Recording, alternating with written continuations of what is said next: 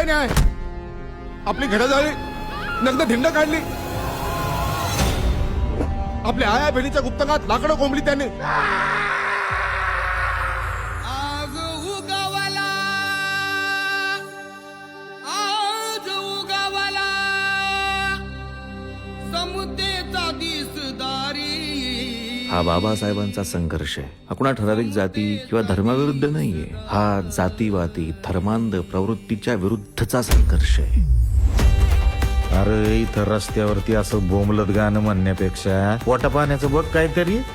माझी जाऊ आई सावित्रीबाई फुले बाबासाहेब कळले पाहिजे, त्यांचे विचार कळले पाहिजे, मगच त्याच्या जिंदगीचं भलं होईल.